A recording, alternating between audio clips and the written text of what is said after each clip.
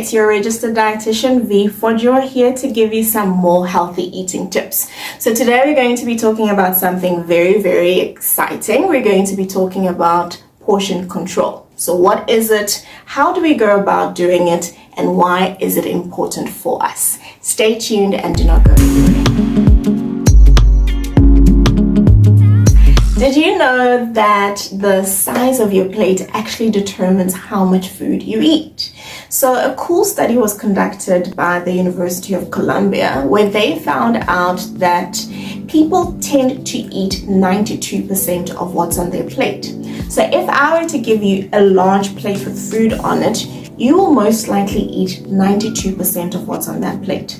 Likewise, if I were to give you a smaller plate, you'll also most likely eat 92% of what's on that plate. So what does that tell us? That tells us that one of the ways for us to eat less is for us to use smaller plates.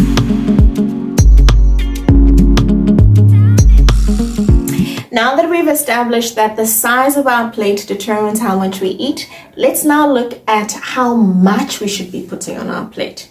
Now for that, I'd like you to imagine an empty plate.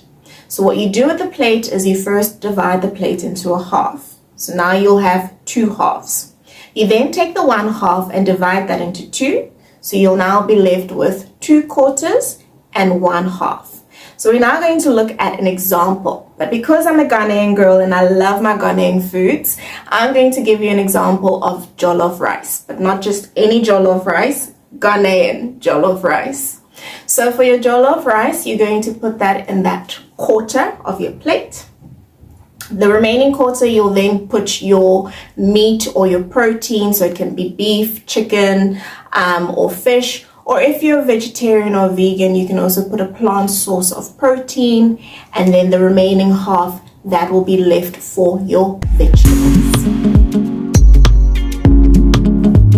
Let's now look at another example using the principle that we learned in the previous section.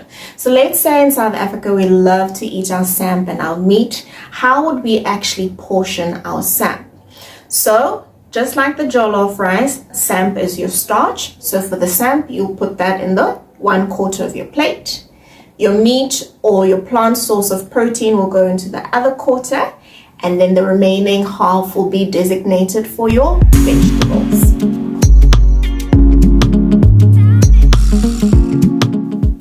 So another thing that can help us to portion control is by using our hands. So with all cooked starches, whether it is pap or samp or potatoes or even fruits, you always use your fist. It shouldn't exceed your fist size.